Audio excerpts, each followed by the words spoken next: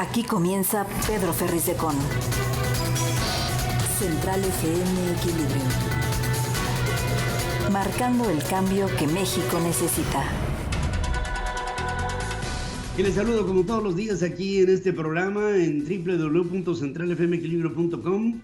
Soy su amigo Pedro Ferriz de Con y estamos llegando hasta ti a través de esta nuestra página central y al mismo tiempo en nuestras aplicaciones en iOS y en Android. Ahí están en la tienda, pasa y búscalas. Les estoy también saludando a través de nuestros podcasts en Amazon, en Apple, Google, Deezer, MyHealthRadio, Spotify, en TikTok, en YouTube y por supuesto en Twitter. Les envío también un saludo y una señal a través de nuestras queridas estaciones hermanas, asociadas y afiliadas en radio y televisión en la República Mexicana. Hay como siempre mucha información. Y si me lo permiten, empiezo, así sin preámbulos. Estás escuchando a Pedro Ferriz de Con, en Central FM Equilibrio. Resumen informativo. Norma Piña, ministro presidente de la Suprema Corte de Justicia de la Nación, llamó a no confundir la legitimación con la popularidad.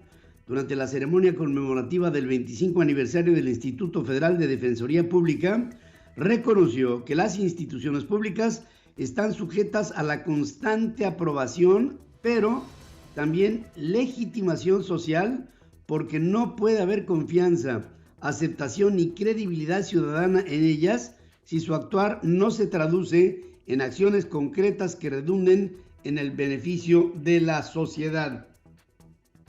La ciencia podría parecer sutil, pero no lo es. La búsqueda institucional de legitimación social tiene una brújula muy clara y definida. El mandato que la ley da a la propia institución. Pero en el camino, en la evolución y adaptación de nuestra institución a las exigencias ciudadanas, no debemos confundir legitimación con popularidad. Eso nunca ha estado, ni debe estar, en nuestra misión axiológica, en nuestros valores institucionales. Yo creo que más claro ni echándole agua, ¿no? La Suprema Corte de Justicia de la Nación anuló una reforma de finales del 2020 que permitía al Servicio de Administración Tributaria, al SAT, usar su base de datos para prestar servicios de verificación de identidad a empresas privadas. Argumentó que con esto se violan los derechos de privacidad y de protección de datos personales al permitir al SAT disponer de esta información para beneficio de terceros sin autorización previa de los contribuyentes. Yo creo que aquí no hay mucho que explicar. Fue por 8 votos en contra de 3 que el Pleno de la Suprema Corte eliminó una porción del artículo 17F del Código Fiscal de la Federación impugnado por el Instituto Nacional de Transparencia, el INAI, y con ello Norma Piña, ministro presidente, explicó que el servicio de verificación está relacionado directamente con el manejo de datos biométricos sensibles y la norma no tiene elementos suficientes para impedir que se revelen a terceros sin consentimiento de su titular. Javier Lainez Potisek, ministro, dijo que una cosa es verificar la autenticidad de los certificados fiscales digitales, algo que desde hace años hacen tanto el SAT como empresas autorizadas, y otra, muy distinta, verificar la identidad de las personas. En otro tema de esta reforma del Código Fiscal de la Federación, también impugnado por el INAI, la Corte avaló por unanimidad algunos cambios en materia de domicilio fiscal, aclarando que no implican que el SAT pueda intentar notificaciones a los contribuyentes en cualquier lugar. El presidente de la República acusó otra vez al Poder Judicial de querer aplicar, fíjense, ya está manejando el término, que se los he venido diciendo constantemente. Ya está, dice, querer aplicar un golpe de Estado técnico al neutralizar al Poder Ejecutivo parando sus obras. Advirtió que estas no se van a frenar porque son en beneficio del pueblo. Seguir, ¿no? Queriendo parar las obras, pero no van a poder, porque de acuerdo a la Constitución, a las leyes, tenemos nosotros el derecho de hacer obras en beneficio del pueblo. No se va a poder cancelar las obras, no se puede. O sea, una cosa es que violen la Constitución. A ver, que me digan los ministros si no la están violando, cobrando más de lo que cobra el presidente, y otra pues es ya querer dar un golpe de Estado neutralizando al Poder Ejecutivo. O sea, que ya no ejecutemos nada, es cancelar un poder, sería un golpe de Estado técnico. Un golpe, o sea, ya se le agolpa el golpe, ya quiere hablar el hombre. Fíjense, acuérdense de lo que les he venido diciendo en estos últimos días. Este hombre está preparando algo gordo. Luego que amenazó con obradorizar al Poder Judicial, Alejandro Robles, diputado de Morena, presentó una iniciativa para expedir una ley para proteger las obras del Estado mexicano, las estratégicas, según él. El legislador, que también propuso desaparecer al INAI y crear el Instituto de Transparencia Gubernamental, y que acusó a políticos de estar detrás del sabotaje al metro en la Ciudad de México, planteó que serán de seguridad nacional la construcción, funcionamiento, mantenimiento, operación e infraestructura de los espacios y bienes de interés público. La iniciativa, de apenas 8 artículos y un transitorio, señala que la misma clasificación la tendrá la ejecución y administración de los servicios y polos de desarrollo para el bienestar del pueblo de México, así como para la realización de proyectos y obras a cargo del gobierno de México. La propuesta, dice, indicó que las dependencias y entidades de la administración pública deberán otorgar permisos provisionales que emitirán en un plazo máximo de 15 días hábiles contados a partir de la presentación de la solicitud. Agrega que, concluido ese tiempo sin que se emita una autorización expresa, la solicitud se considerará resuelta en sentido positivo. Los permisos provisionales tendrán una vigencia de 12 meses, periodo en el que deberán de obtener una autorización definitiva conforme a las disposiciones aplicables. Simpatizantes del presidente López y de Morena volvieron, otra vez insisto, volvieron a instalar un plantón a las puertas de la Suprema Corte de Justicia de la Nación para agraviar y presionar a los ministros de la Suprema Corte. Bloquearon otra vez el acceso principal al máximo tribunal y colocaron una carpa y una mesa para recabar firmas y con ello, fíjense, refundar al sistema de justicia, acabar con la corrupción en el Poder Judicial y exigir la salida de Norma Piña, ministro presidente de la Suprema. También emitieron consignas contra jueces, expresidentes, partidos políticos, la privatización de la educación y el neoliberalismo. O sea, hay algunos policías auxiliares de la Ciudad de México resguardando la fachada, pero les permiten bloquear a estos manifestantes la entrada. El domingo pasado, personas que salieron a manifestarse a favor de la Suprema Corte retiraron el plantón que se instaló el pasado 24 de abril. Durante el desalojo hubo enfrentamientos tanto físicos como verbales y después del desalojo otra vez se volvieron a instalar. El gobierno de la Ciudad de México cifró en 2,000 las personas que asistieron a la marcha en defensa de la Suprema Corte de Justicia.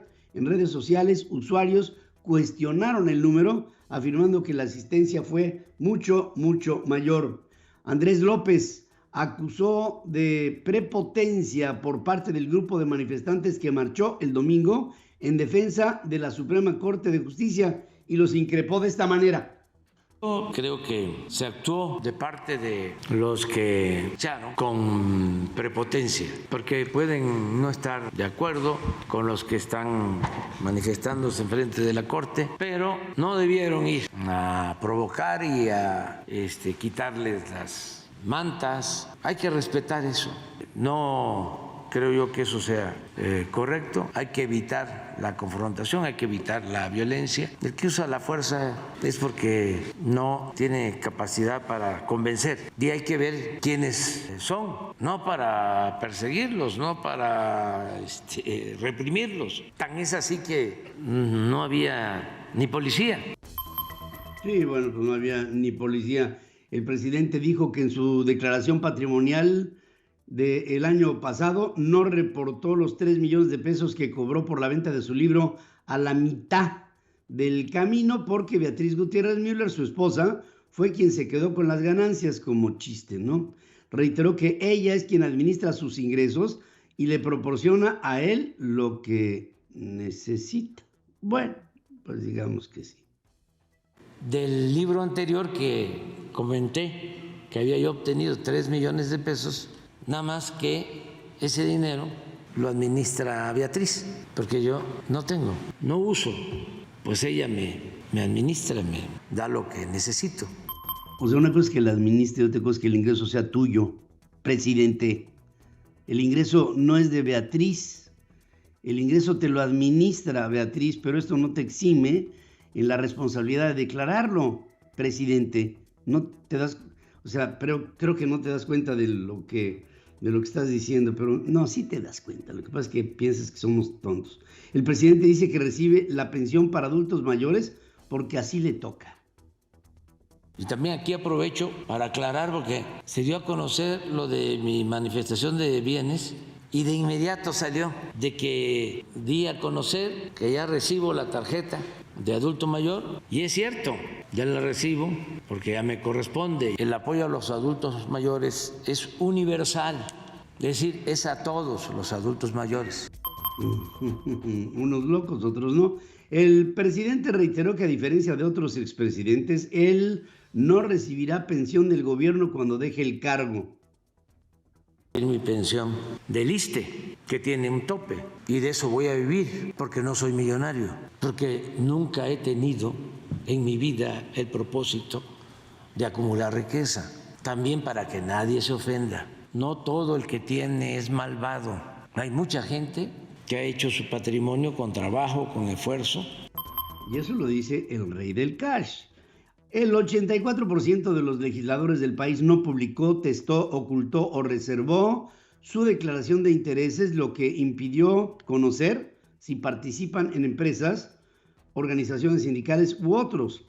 Un informe preliminar realizado por la Unidad para la Transformación de los Congresos de Transparencia Mexicana señaló que el 16% de los legisladores presentó y publicó la información sobre sus intereses personales. De acuerdo con Transparencia Mexicana, de los 1,462 legisladores que no revelaron información sobre sus intereses, 391 ni siquiera presentaron su declaración, lo que contraviene la Constitución y las leyes secundarias que señalan esta como una obligación para cualquier servidor público. Hasta el próximo sexenio se podrá conocer el gasto público destinado a salarios de médicos cubanos traídos a México, con el argumento de que es información de seguridad nacional que hasta podría menoscabar la conducción de relaciones internacionales. El gobierno federal reservó por 5 años los montos pagados. La Secretaría de Salud ligó el contrato de los doctores, vaya doctores entre comillas, cubanos, al expediente de la compra de la vacuna anti-COVID-19 Abdala, que previamente fue reservado de acuerdo con una petición hecha a través del Instituto de Transparencia. En octubre, la Auditoría Superior de la Federación reportó que el ISSSTE pagó al Ministerio de Salud de Cuba 40 millones de pesos por el trabajo de 196 médicos que prestaron servicios en el 2021 en el Hospital General de Tláhuac, en la Ciudad de México.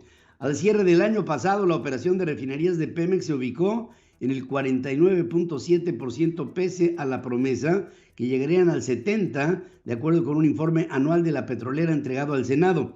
En Estados Unidos, la utilización de la capacidad instalada de refinación alcanzó el 97%, de acuerdo con datos de Energy Information Administration a febrero pasado. Además, en México, 33% de lo que se produce en las refinerías es combustóleo. En Estados Unidos, se produce el 1.5% de combustóleo, en México el 33%. El proceso de crudo en refinerías de Pemex fue de 816,000 barriles diarios en el 22 contra los 18 millones de barriles diarios en los Estados Unidos. Fíjense nada más, no llegamos ni a 1 millón contra 18 millones de los Estados Unidos. Especialistas del sector energético coinciden en que las metas que se establecieron no fueron realistas, por lo que se volvieron imposible de cumplir. Estás escuchando a Pedro Ferriz de Con, marcando el cambio que México necesita. 2 meses después de que grandes columnas de humo alarmaran a Monterrey y entre incumplidas promesas oficiales de acciones contundentes para evitar la contaminación, la refinería de Pemex de Cadereyta vuelve a emitir enormes fumarolas sucias. Como el pasado 19 de marzo, la planta lanzó humo amarillo y negro. Ni la administración del gobernador Samuel García ni Pemex hicieron ningún pronunciamiento. Especialistas advierten que las fuertes emisiones evidencian una contaminación ostensible que viola normas ambientales y es causal para aplicar la clausura de la refinería. Explican que el color amarillo o beige de este humo es característico del dióxido de azufre, uno de los principales y más peligrosos contaminantes que padece el área metropolitana de Monterrey, y que el 90% de esto es emitido por esta refinería de Cadereyta. Las operaciones con dólares en efectivo en las entidades financieras mexicanas ascendieron a 5.7 millones en el 2022, el número más alto en la última década. La cifra también es la segunda más elevada desde el 2012, cuando hubo 6.3 millones de transacciones en dólares de los Estados Unidos, de acuerdo con datos de la Unidad de Inteligencia Financiera. Por otra parte, Celina Quintero Rico, juez 17º de distrito en materia administrativa, ordena el día de ayer convocar a periodo extraordinario de sesiones del Senado para designar a un comisionado del INAI. Ya son 2 los mandatos judiciales vigentes para llenar igual número de vacantes de este organismo. La juez federal concedió una nueva suspensión provisional ahora para un periodo extraordinario y designar al reemplazo de Francisco Javier Acuña, quien salió del INAI el pasado 1 de abril. Por otra parte, a pesar de las advertencias del INE y del Tribunal Electoral del Poder Judicial de la Federación, se los dije y pasó. El presidente López volvió a hablar de las elecciones en el Estado de México en la mañanera el día de ayer. Ya el tribunal y el INE lo habían señalado e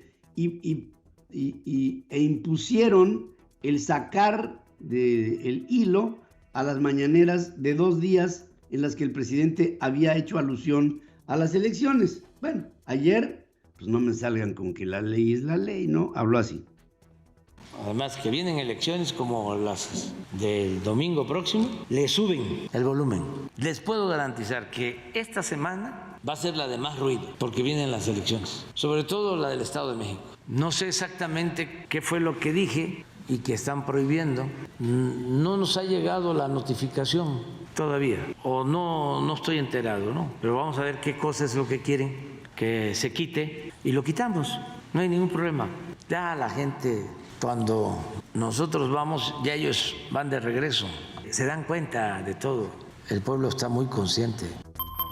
Se equivocó, cuando nosotros vamos, ellos ya van de regreso. Es al revés, ¿no? Hijo de, bueno, pero en fin.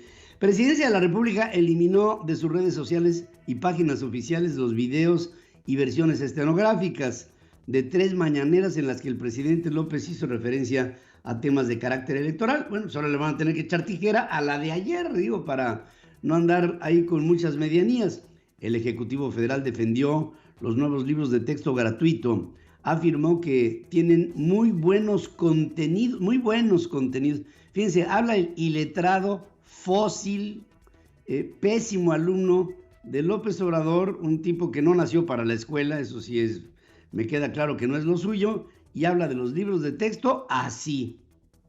Se están haciendo los libros, estamos ahorrando y son muy buenos contenidos. Ofrezco disculpa por las molestias que ocasiona el que sigamos impulsando la transformación del país. Ahora nosotros hicimos el compromiso de hacer una reforma educativa distinta a la que impusieron, y como parte de esa nueva reforma está la elaboración de los libros de texto con nuevos contenidos científicos y humanistas. No, ya da flojera. Por supuesto que está hablando de adoctrinamiento, ¿no?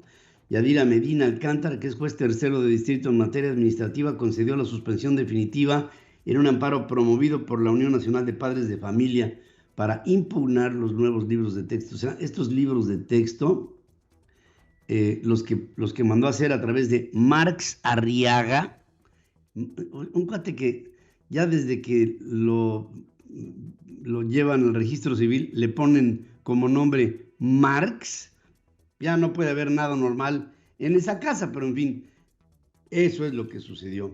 En otro tipo de temas, y ahí me brinco un audio, Andrés López aseguró que grupos de la delincuencia organizada respetan a quienes se identifican como siervos de la nación. Así lo presumió, ¿no? Dijo esto. Hay casos en donde detienen a alguien de los que trabajan en las comunidades, algún grupo de la delincuencia, y usan los que trabajan en las comunidades un chaleco y ya los identifican y los respetan. Me contaron hace poco que le dijo, no le ha llegado el apoyo a mi abuelita, le dijo un muchacho a un servidor de la nación, que estaban en un retén y tenían que ir a trabajar los promotores, que mi respeto para ellos, porque están abajo, en el territorio. Territorio, no escritorio. Y le digo, bueno, pues, ¿dónde vive tu abuelita? Pues en tal pueblo. Dame los datos. No, ¿cómo te voy a dar los datos? Pues entonces no se puede. Bueno, cuando regreses, alguien te va a entregar los datos. O sea, el hombre presume que los delincuentes respetan a sus esbirros.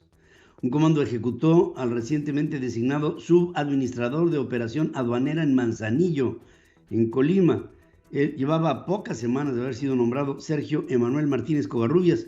El funcionario tenía apenas 2 semanas en el cargo cuando, en un sorpresivo relevo de mandos en el que civiles sustituyeron a marinos, tanto en la aduana de Manzanillo como en Lázaro Cárdenas en Michoacán, vino este nombramiento y de acuerdo con las primeras versiones, Martínez Covarrubias primero fue secuestrado el domingo cuando salía de un desayuno con otros subdirectores en un restaurante ubicado a unos 5 kilómetros de la aduana de este puerto de Colima.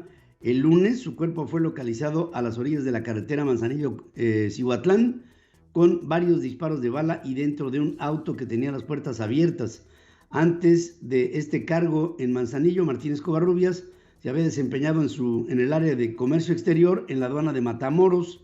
En su nuevo cargo sustituyó al capitán de la Marina, Adrián Omar del Ángel Zúñiga. Inicialmente fuentes federales atribuyen el ataque a sicarios del cártel Jalisco Nueva Generación que pelean el control de la aduana para la comercialización de drogas y contrabando. Por cierto, sigue la investigación en contra de Horacio Duarte. Este hombre es acusado de que cuando fue director general de aduanas en México, en la administración del presidente López, es sospechoso por los Estados Unidos de huachicol internacional, o sea, exportar combustibles robados en México y de importar precursores de fentanilo, o sea, del exterior hacia México. Y este hombre es el jefe de campaña de Delfina Gómez.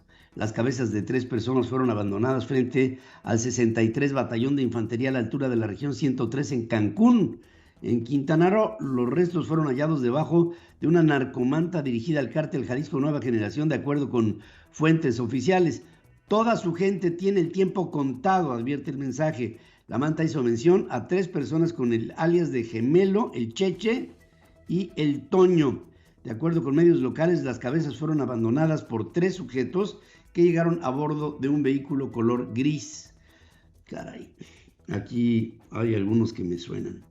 Al menos un policía resultó herido de bala y 10 pistoleros fueron abatidos en un ataque en contra de elementos de la Fuerza Civil que se desplazaban por la autopista de la muerte, esta que va de Laredo, en Salinas Victoria, a Nuevo León, a Monterrey. Esta es la que va de Monterrey a Nuevo León.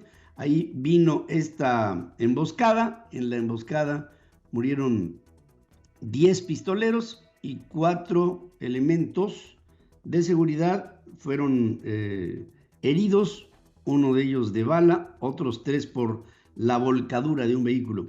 Una persona muere y otra resulta herida tras una explosión de un depósito de combustible en el municipio de San Pedro Cholula, en Puebla. Estalló un tanque de almacenamiento de diésel que estaba dentro de un predio, según dice Protección Civil.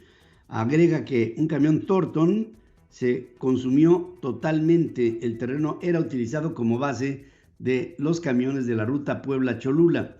La Fiscalía de Justicia del Estado de México inició una carpeta de investigación en contra de un hombre que fue captado en video cuando aventó a un perro a un cazo con aceite hirviendo en Tecámac. Dice nada más, hijo, es que de veras.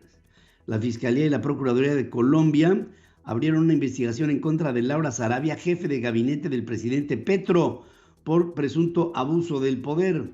Unas 1.500 personas huyen de sus tierras al oeste de Colombia por combates entre la guerrilla del Ejército de Liberación Nacional y el Clan del Golfo, la mayor banda de narco del país, según alertó la Defensoría del Pueblo y también la Organización de las Naciones Unidas.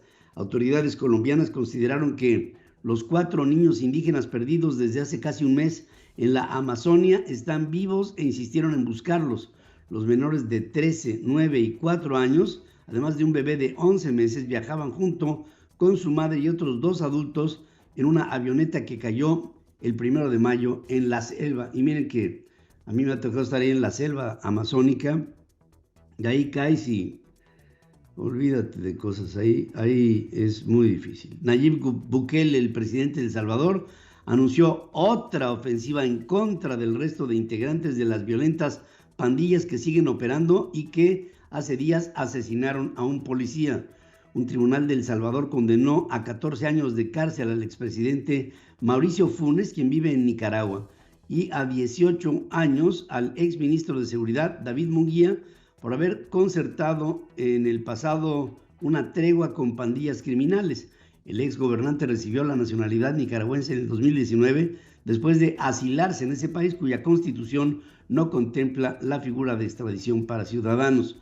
Luis Ignacio Lula da Silva, presidente de Brasil, recibió con honores en Brasilia a su par venezolano Nicolás Maduro. Juntos anunciaron el inicio de una nueva época en la relación bilateral y a nivel regional. Yo como brasileño, hubiera protestado. Imagínate tú recibir a Nicolás Maduro en el mero Palacio de Gobierno enfrente de todo el mundo. Al menos 7 personas, incluido un joven de 15 años, resultaron heridos durante un tiroteo en Hollywood Beach, en la Florida, el lunes, por el día festivo de los caídos en los Estados Unidos, el Memorial Day. El Ministerio del Interior de Rusia emitió una orden de arresto en contra de Lindsey Graham, senador federal de los Estados Unidos, luego de comentarios que hizo sobre la guerra en Ucrania. En un video editado en su reunión del viernes con el presidente de Ucrania, Volodymyr Zelensky, que fue difundido por la presidencia de Ucrania, el republicano destacó que los rusos están muriendo y se refirió a la asistencia militar estadounidense hacia el país como el dinero que mejor han gastado. Aunque Lindsey Graham aparentemente hizo sus comentarios en diferentes partes de la conversación, en breve video que difundió la oficina de la presidencia de Ucrania, las colocó una al lado de otra, lo que desató la molestia de Moscú. El socialista Pedro Sánchez, esto es muy sintomático, presidente del gobierno español, anunció el adelanto de las elecciones legislativas nacionales al 23 de julio tras el descalabro que sufrió su partido en los comicios municipales y regionales del domingo. El Consejo de Ministros refrendará la decisión cuya publicación en el Boletín Oficial del Estado dará lugar a la disolución del Parlamento el miércoles. La fecha límite para celebrar elecciones era diciembre y pocos esperaban el adelanto, teniendo en cuenta que España ostentará la presidencia de la Unión Europea en el segundo semestre del 2023 a partir del 1 de julio. La segunda vuelta en las elecciones presidenciales turcas del domingo dieron una nueva victoria a Recep Tayyip Erdogan, que estuvo marcada por un lenguaje cada vez más incendiario y restricciones a la libertad de expresión. Es su cuarto triunfo electoral, vamos a llamarle así, triunfo electoral, y con ello creo que Turquía dio un paso atrás en la democracia. Decenas de miles de opositores oficiales y magistrados intelectuales y universitarios o artistas fueron destituidos, apresados o forzados al exilio desde que el señor Erdogan fue reelecto el domingo en este gobierno reiterado en Turquía. El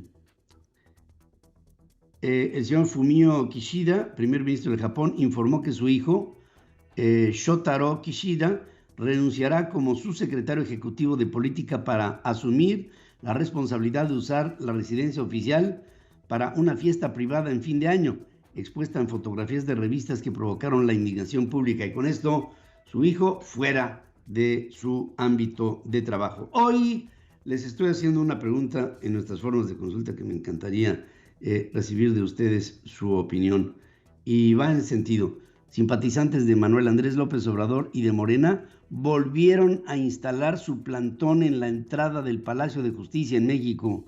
¿Piensa usted que el presidente esté pensando en provocar una crisis con los poderes de la República? El 91% de ustedes piensa que por supuesto que sí. Pedro Ferriz de Con y su editorial. En Central FM Equilibrio.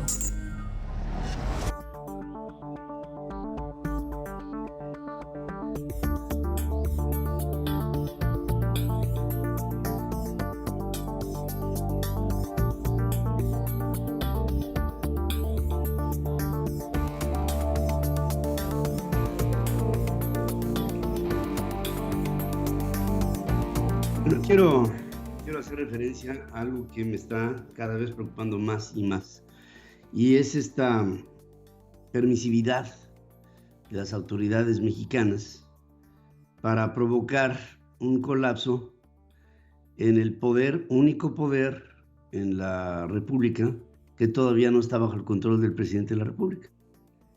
Y me quiero referir, por supuesto, al Poder Judicial. Este poder tiene un titular, y ese titular es la presidente, en este caso, de la Suprema Corte de Justicia de la Nación, que a la vez es la presidente y rectora del Consejo de la Judicatura Federal. Ese poder es el que dictamina qué hacer con la ley. El Poder Legislativo determina las leyes y qué hacer con ellas.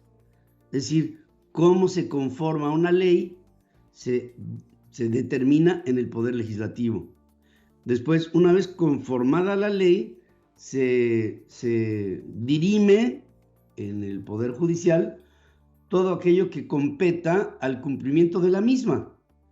Y el Poder Ejecutivo puede emitir iniciativas de ley que son aceptables por el Poder Legislativo. Ahí están los tres poderes.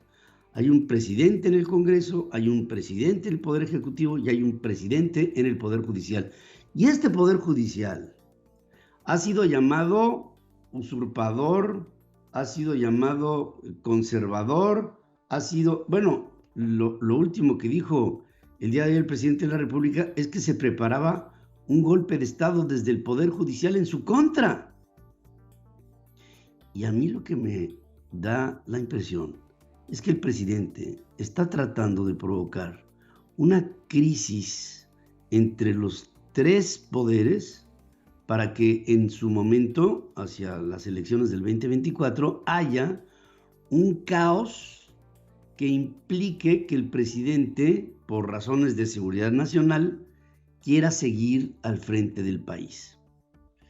Porque, miren, estos líderes populistas, y lo hemos visto por la experiencia de lo que hemos vivido, tanto de líderes de izquierda como de derecha populistas, no se van del poder. Adolfo Hitler no se fue del poder, Mussolini no se fue del poder, Franco no se fue del poder. Son estos líderes, Fidel Castro no se fue del poder, Hugo Chávez no se fue del poder, lo fue la muerte. Nicolás Maduro no se va del poder, Daniel Ortega Saavedra no se va del poder, Evo Morales no se quiso ir del poder hasta que lo depuso el pueblo, y así Lula da Silva no se fue del poder hasta que lo depuso el pueblo. Pero la pregunta es si López Obrador, habiendo entrado al poder por la vía de las urnas se pueda ir por la misma. Y pienso, ahora sí ya tengo, toda la previsión y los elementos en lo que es mi capacidad de análisis, y perdón, lo limitado y lo humanamente susceptible a error de lo que les puede decir un solo individuo, que es su servidor. Yo lo que veo hacia el año que viene es que el presidente está generando una turbiedad en el ambiente político en México que motive una extensión de su mandato. Eso es lo que estoy viendo. Las justificaciones sobrarán en el 2024. El crispamiento político se está dando. Sin ir más lejos, después de instalado un plantón enfrente del Palacio Legislativo el 24 de abril de este mismo año, el pasado domingo, una manifestación que se armó para defender al Poder Judicial desmanteló, luego de un enfrentamiento con aquellos rijosos que bloqueaban al Palacio Legislativo, pues este desmantelamiento se volvió a instalar el día de ayer, otra vez. Y estos mismos rijosos, que son agitadores pagados por la Ciudad de México, instigados por Claudia Sheinbaum, Martí Batres, por instrucciones del presidente de la República, así es, están otra vez parados y plantados frente al Palacio de Justicia de nuestro país para impedir el que haya sesiones, incluso con magnavoces orientados hacia el propio Palacio, tratan de obstaculizar los trabajos que los ministros cotidianamente hacen sobre los análisis jurídicos que tienen que desahogar en el Pleno colegiado de la Suprema Corte de Justicia de la Nación. Entonces, si una autoridad tuvo que intervenir el pasado domingo para que no hubiera una confrontación social entre los dos grupos y vino el desalojo, esa misma autoridad no prohibió que el día de ayer otra vez los que bloquean al Palacio de Justicia se volvieran a instalar. Entonces, aquí hay gato encerrado, porque no me van ustedes a decir que esto no lo pudo haber evitado Claudia Sheinbaum, o por lo menos que hubiera puesto un resguardo de vallas metálicas alrededor del Palacio de Justicia, igual que como le hacen cuando hay un amago o un potencial peligro al Palacio Nacional. ¿Por qué en un lugar sí ponen vallas y por qué en otro lugar no las ponen, permitiendo que quienes bloquean al Palacio Legislativo lleguen hasta las mismas escalinatas de la entrada del Palacio en cuestión, del Palacio del Poder Judicial? Es una provocación que se ve por los cuatro costados y que está dándome un mal augurio de que el ambiente político en México se va a enrarecer.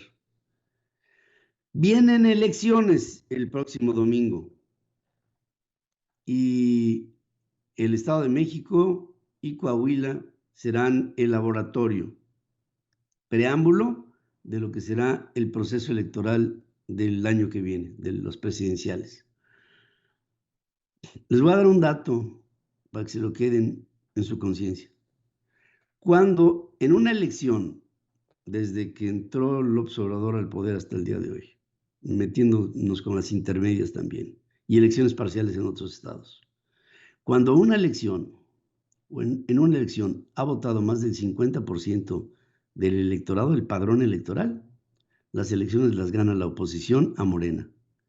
Cuando en una elección ha votado menos del 50%, la elección la gana Morena.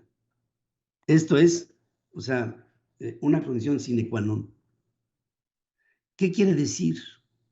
Bueno, lo que quiere decir es que Morena, el presidentito y la Cuarta Transformación hacen todo lo posible por hacerle sentir a la sociedad que son invencibles y que van a ganar todo. ¿Para qué? Para que tú te deprimas de votar y digas, pues si de todas maneras va a ganar Morena, ¿para qué voy? Es primordial, fundamental, estratégico, específicamente te lo pido, vota en las próximas elecciones. Si me estás escuchando en el Estado de México o en Coahuila, voten. Para el año que entra, todos tendremos que votar. Si votamos por arriba del 50% y consideramos al voto como una, no solamente derecho, sino obligación, yo estoy absolutamente convencido que Morena pierde. Claro, van a reclamar un fraude electoral, pero por lo pronto pierde. Más del 50% del padrón pierde. Y tú sabes perfectamente bien que en nuestro país el votar es un derecho, pero desafortunadamente no es una obligación. Y tiene que ser las dos cosas. Tiene que ser un derecho y una obligación. Y tú, por tus hijos, por tu país, por tu presente, por tu trabajo, por tu estabilidad, por tus libertades, por la democracia, tienes que votar. Y si votas, estoy seguro que Morena perderá sus estribos, pero también el poder. El presidente está tratando de hacer un ambiente tal en el que pareciera como que lo que más estorba para el presidente en este momento es la democracia. Tómalo en cuenta, vota y haz que alrededor de ti, por lo menos, otros 10 vayan a votar contigo. Convence a los indecisos y también a los perezosos, esos que prefieren un día de solaz y esparcimiento en domingo que ir a formarse en una cola de media hora para votar su futuro. La entrevista con Pedro Ferriz de Con. Central FM. Equilibrio. Aparte de analista político, un activo ciudadano mexicano es Amado Avendaño, que ha sido, junto con otro grupo de notables, entre ellos Guadalupe Acosta Naranjo, como uno de los convocantes principales de las marchas rosas, estas manifestaciones que hemos visto multitudinarias, millonarias en la República Mexicana y otros países. Y estoy justamente con él en esta mañana. Querido Amado, buenos días. Buenos días, querido Pedro. Siempre es un gusto estar en este espacio. ¿Cómo estás? Pues yo, fíjate que cada vez oigo más la palabra golpe, cada vez oigo más la palabra Estado y la oigo juntita, golpe de Estado.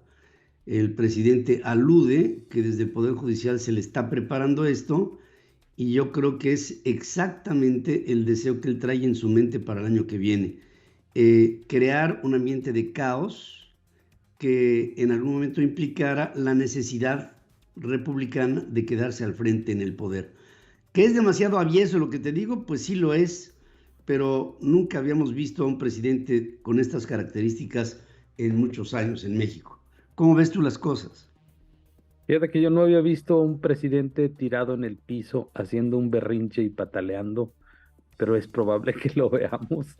Sí. Hemos visto cualquier cantidad de locuras, con cualquier cantidad de insensateces, y lo que yo advierto en este hombre es una desesperación muy grande, porque su principal temor es justamente que la ciudadanía se dé cuenta en su totalidad que puede desplazarlo de una manera muy fácil, como tú decías antes del corte, simplemente participando. Incluso yo diría que no es ni siquiera necesario, ahora tal vez sí, pero en lo sucesivo no será ni siquiera necesario concentrarse, no será necesario ir a la corte a quitar esas pancartas que son ofensivas. Simplemente la participación y avasallarlos, porque tú recordarás que cuando fuimos a movilizarnos, ellos salen corriendo, ¿no? Como lo hicieron este domingo. Salen corriendo porque saben que no tienen la legitimidad y la causa ciudadana sí la tiene. Yo veo que cada vez va a estar peor, ¿no? Me gustó muchísimo esta mesa que tuvieron ayer con Guadalupe Acosta, Y esto con lo que remata Guadalupe, que es muy bueno, no hemos conocido la peor versión de Andrés Manuel, pero No, tampoco él ha conocido la mejor versión de nosotros. eso Esa fue frase extraordinario. me, Sí. me parece muy puntual porque es la realidad. Él sabe, después de lo que le demostramos entre todos el 13 de noviembre y el 26 de febrero, sabe que la gente lo puede echar a patadas de este país muy fácilmente, muy fácilmente. Y como bien decías en tu editorial antes de este corte, eh, lo único que falta es que nosotros participemos, que estemos conscientes del poder que tenemos y que lo asumamos como tal. Como nunca está en nuestras manos cambiar este país, como nunca en manos ciudadanas, 100% ciudadanas. Y yo creo que va a terminar siendo así, querido Pedro. Fíjate que ayer manejaba en el programa que hicimos con Atypical, Guadalupe manejaba un concepto que se me hace extraordinario. Dice, en todas las elecciones, desde que está López para acá, en las que ha votado más del 50% del electorado, del padrón electoral, ha ganado la oposición a Morena. En todas las elecciones que ha habido un 50% o menos, ha ganado Morena. Es decir, pareciera como si estuvieran afanosos en Morena de hacer sentir a la ciudadanía que ellos vencen en todas para que el electorado diga, pues ya para qué voy, ya Exacto. mejor ni voto. Entonces, eso es justamente lo que debemos de evitar, la disuasión sobre un proceso electoral en el que todos debemos de ir. Sí, nos quiere espantar. Miren, nosotros sabemos que tenemos mucho mayor poder que él. Él sabe perfectamente, aunque salgan sus encuestas que tiene el 80% popularidad, sabe que eso es absolutamente falso. Si él de veras tuviese una inmensa mayoría y el control del electorado y el poder sobre toda la gente, en lugar de estar tratando de destruir a las instituciones, las estaría tratando de legitimar para legitimarse a sí mismo. La única razón por la cual está tratando de destruir a las instituciones de la democracia es porque sabe que en un piso parejo él no tiene nada que hacer aquí. Y esa es su desesperación. Se topó con pared en el Poder Judicial. Lo decía, ayer hablaba justamente de esto del golpe de Estado técnico, de que la Corte ya no lo deja hacer nada. Y la ministra Piña le contesta que popularidad no es legitimidad, ¿no? Así de claro Claro. y contundente. El señor sigue siendo popular porque pues la gente habla de él, porque es altamente estridente, porque es políticamente escatológico, como se lo dije. Y y a mí me parece que en lo sucesivo, cuando la gente tome cada vez mayor conciencia de que el poder está en sus manos, pues va a terminar avasallándolo. La verdad es que, Pedro, yo no veo, si un presidente tan poderoso como lo fue Carlos Salinas de Gortari terminó en el basurero de la historia, impresentable, berrinchudo, eh, va a quedar, no sé, en la letrina de la historia, no sé en qué lugar va a quedar, pero hace falta pues que tomemos acción nada más, que tomemos conciencia del papel que tenemos y que la responsabilidad de salvar al país no está en los políticos, no está en los partidos, no está en ningún otro lugar que en manos de los ciudadanos. Es una gran oportunidad que tenemos en este momento. Yo la verdad es que te diría que aunque es una etapa oscura para el país y de mucha crisis, estoy disfrutando este proceso de verdadero cambio al interior de los ciudadanos, porque eso es lo que está pasando. Al interior de nosotros los ciudadanos está habiendo un cambio que no va a permitir que ni ni ningún otro con tentaciones autoritarias vuelva a tomar el poder en este país.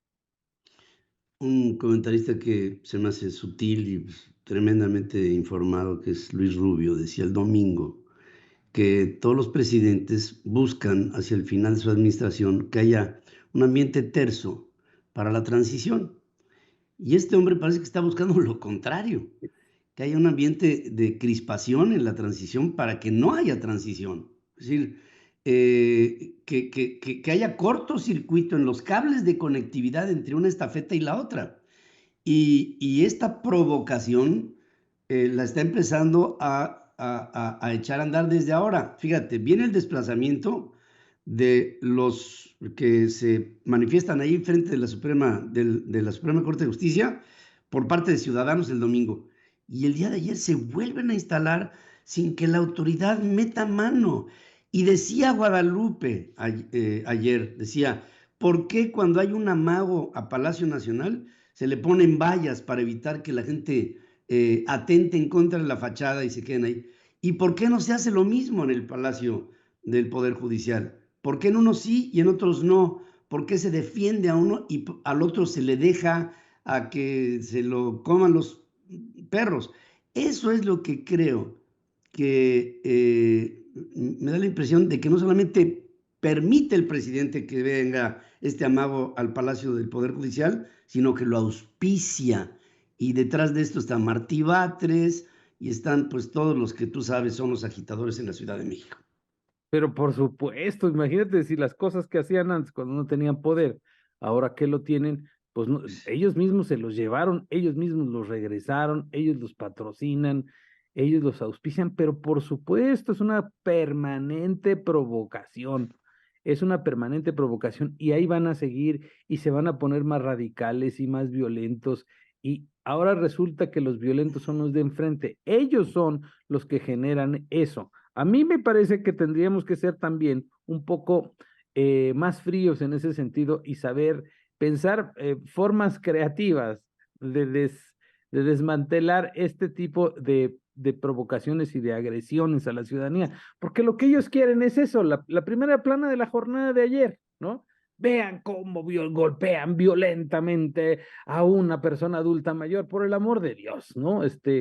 Sí hubo una confrontación, que a mí no me gustan en lo particular las confrontaciones, pero por el amor de Dios, si ellos están ahí para eso, y claro que ponen a personas adultas mayores a provocar para generar esas fotos y para que digan, miren los violentos, por el amor de Dios, el principal violento de este país está todos los días en la mañanera recordándonos la calidad de ser humano que es, la basura de persona que es, ¿no?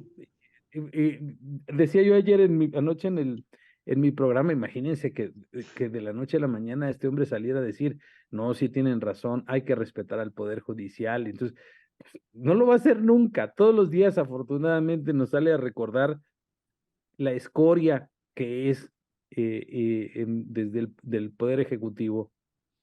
Y nos recuerda permanentemente con cada una de sus palabras y cada una de sus mentiras, que como ciudadanos estamos llamados a tomar el control de la democracia en este país y a rescatar a este país en 2024, porque como bien dices, querido Pedro, fíjate que él difícilmente va a querer soltar el poder. No quiso, bajo el pretexto de que la señora Dina Boluarte, presidenta de Perú, es ilegítima, pues no le quiere entregar la presidencia de la Alianza del Pacífico. ¿Por qué? Porque él determina que ella no es legítima, ¿no? Imagínate si lo mismo va a ser el próximo año y va a decir, pues quien gane de la oposición no es legítimo, entonces yo no le entrego el poder. Así, pues hay que prepararse para ese escenario y hay que prepararse para la no violencia porque él va a querer provocar la violencia, el lugar en donde él se siente cómodo, provocando violencia. Nosotros tenemos que aprender a resistirnos y a ser todavía más inteligentes para derrotarlo. ¿Cómo? Como lo hicimos el 26 de febrero y el 13 de noviembre, atascándole las calles. Ahí es cuando salen huyendo ellos. Ahí es cuando salen. El próximo domingo habrá elecciones en el Estado de México y en Coahuila. Tenemos que ir a votar. Tenemos que decirle a nuestros amigos mexiquenses y coahuilenses que voten, que salgan a las calles, que voten, que salgan a las urnas, que acudan, que vayamos con entusiasmo, que rompamos niveles de participación y que hagamos lo que nos toca hacer. Y no se me olvida, querido Amado, que me dijiste después de las elecciones vendrá otra convocatoria para salir a las calles otra vez y, ¿sabes qué? Que me urge.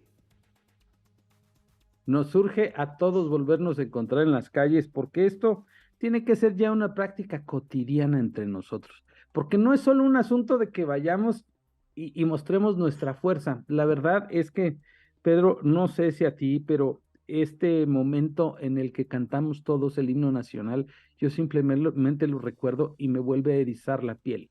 Es decir, recordar que todos somos mexicanos y que tenemos una causa superior por encima de cualquier diferencia nuestra, nos da una fortaleza enorme.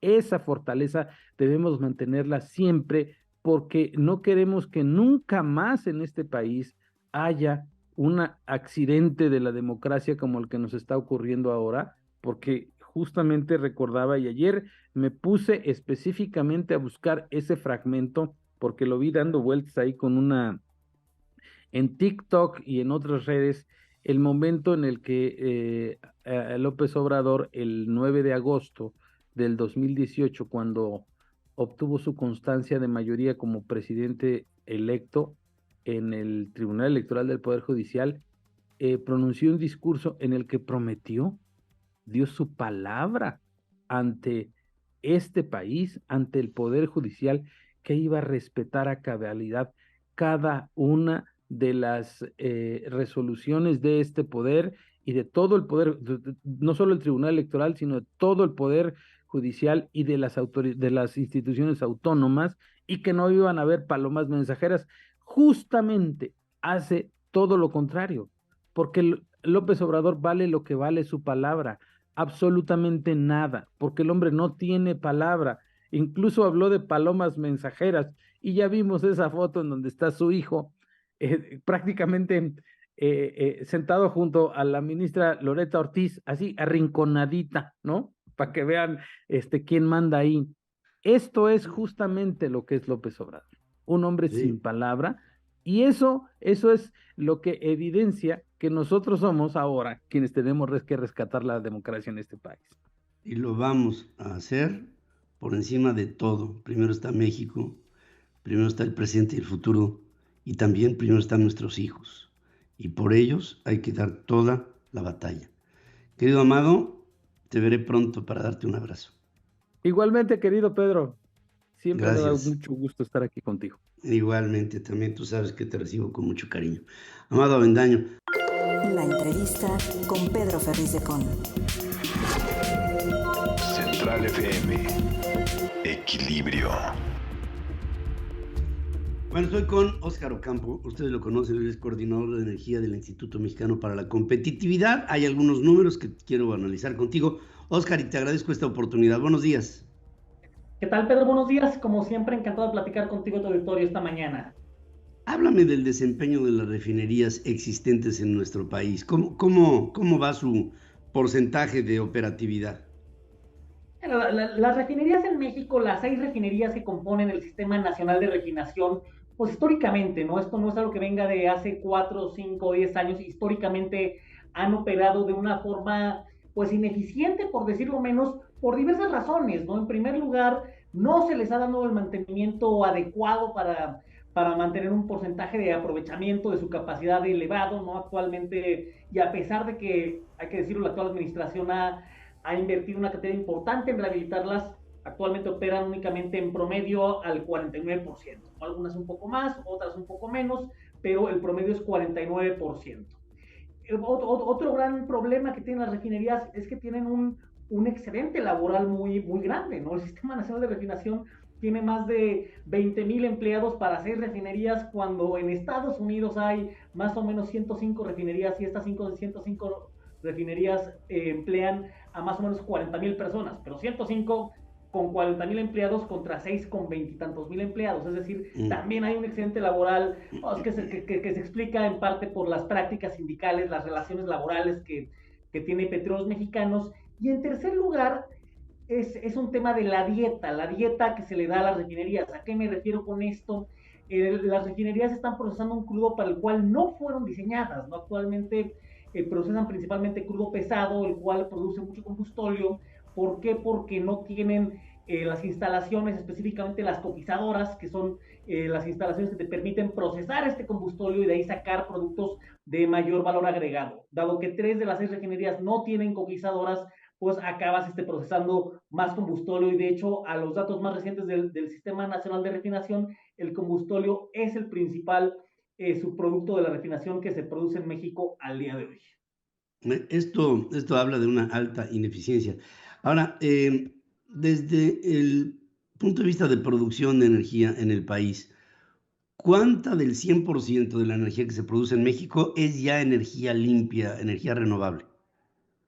Depende a quién le preguntes, ¿no? Si le preguntas a la Secretaría de Energía, te dirán que el 31%, de acuerdo a los datos que sacaron el día de ayer en PRODECE, en el documento rector de la política energética. Pero, ¿cuál es la realidad de esto? Bueno, que llegan a esta cifra haciendo un poquito de alquimia, ¿no? ¿Por qué digo un poquito de alquimia? Porque hace algunos días la Comisión Reguladora de Energía cambió los criterios para considerar energía limpia la energía producida a partir de los ciclos combinados, que el ciclo combinado es una central eléctrica que opera a partir de gas natural y de vapor.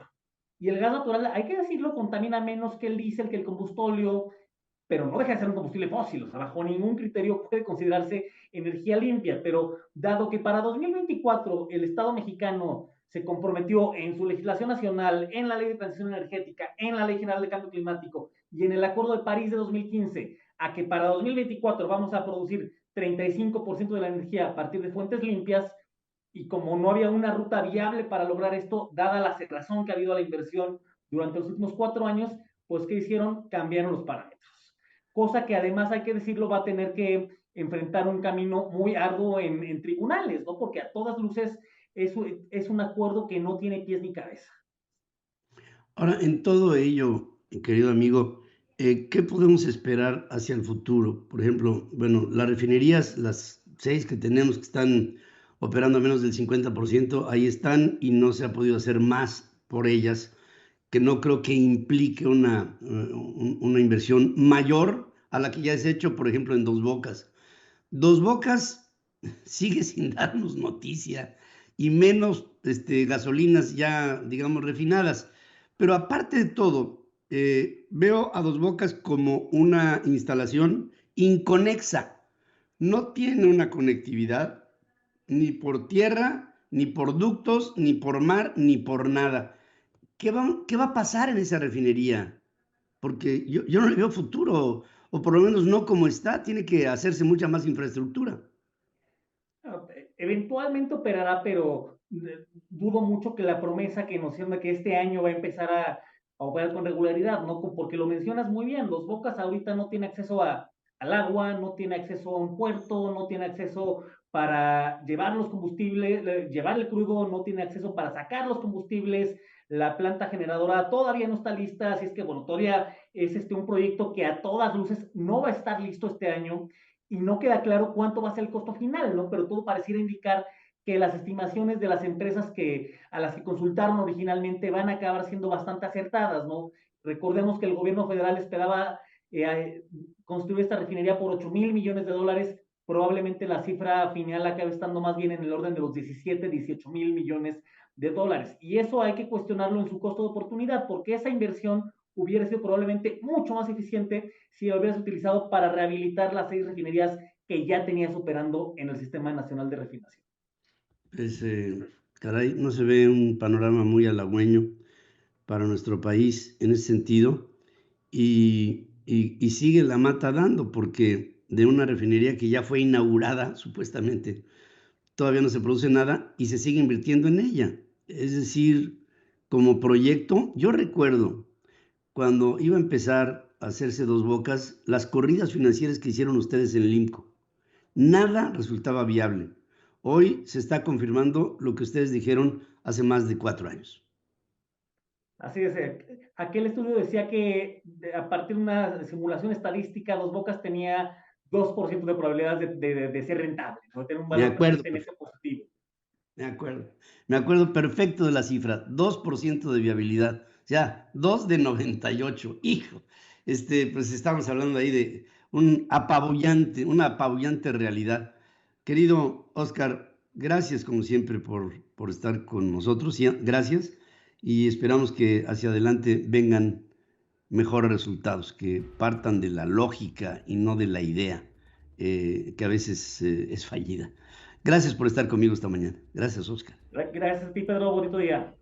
Gracias, Oscar Ocampo, coordinador de energía del Instituto Mexicano para la Competitividad. Malas cifras en petróleos mexicanos. resumen de noticias. En la hora central. Yo pienso que amerita el repetir este video de un presidente como el que hoy tenemos al frente del país, que cuando se refería a la Suprema Corte de Justicia de la Nación, hablaba así de la Suprema Corte de Justicia de la Nación y de los poderes de la República. Por favor, acompáñenme en este video, acompáñenme.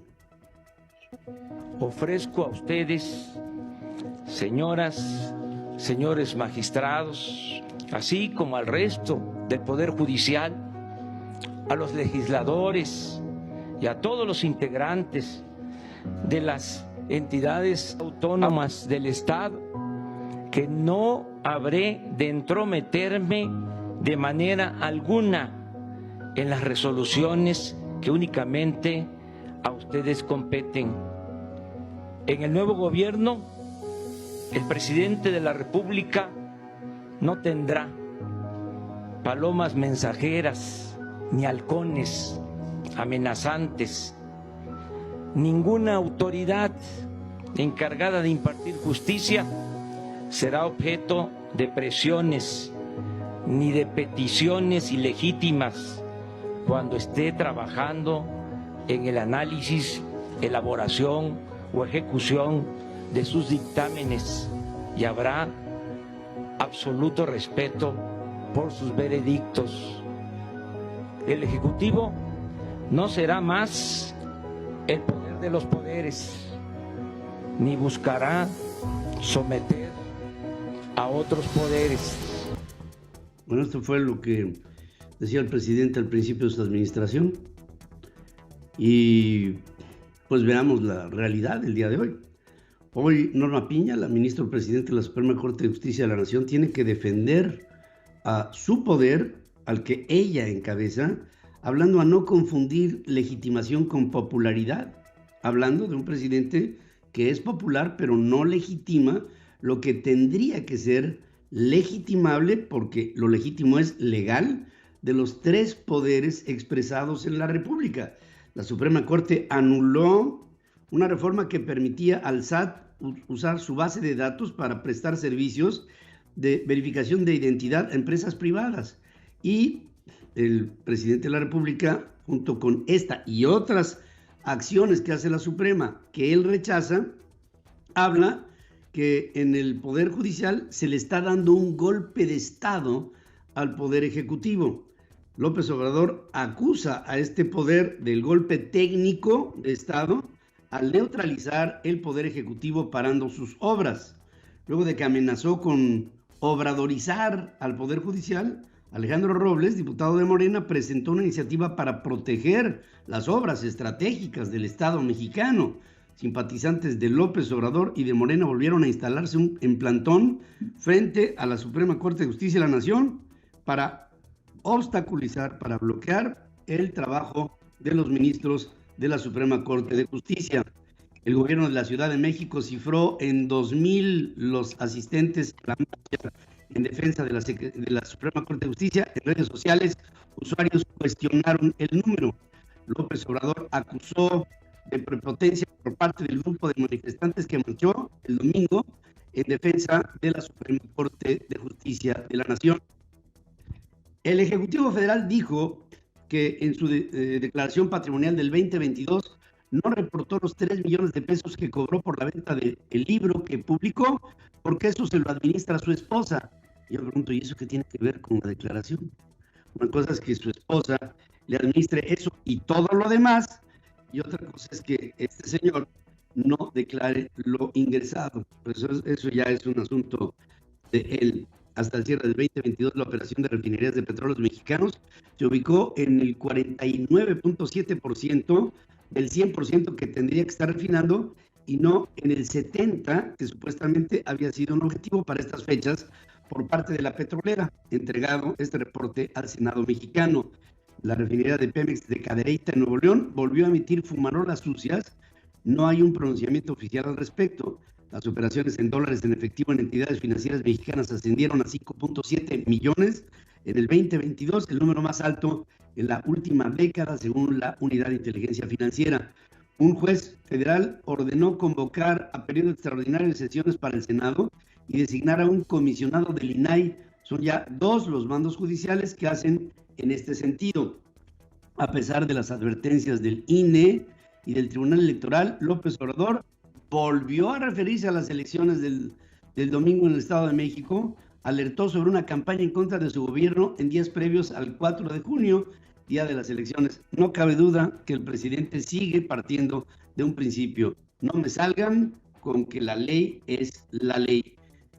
Por otra parte, la Fiscalía de Justicia del Estado de México inició una carpeta de investigación en contra de un hombre que fue captado en video cuando aventó a un perro a un caso con aceite hirviendo en Tecámac.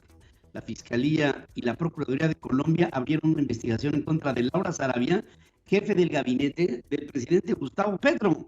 Unas 1.500 personas huyeron de sus tierras en el oeste de Colombia por combates entre el Ejército de Liberación Nacional y el Clan del Golfo, según alerta la Organización de las Naciones Unidas. El Salvador anunció una ofensiva en contra del resto de los integrantes de las violentas pandillas que siguen operando y que hace días asesinaron a un policía. Un tribunal de El Salvador condena a 14 años de cárcel al expresidente Mauricio Funes, quien ya se nacionalizó nicaragüense, y a 18 años al exministro de Seguridad, David Munguía, por haber concertado una tregua con pandillas en su país. Luis Ignacio Lula da Silva recibe con honores al presidente Nicolás Maduro, al presidente del Brasil, al presidente de Venezuela, Nicolás Maduro, según se anuncia el inicio de una nueva época en la relación bilateral y regional.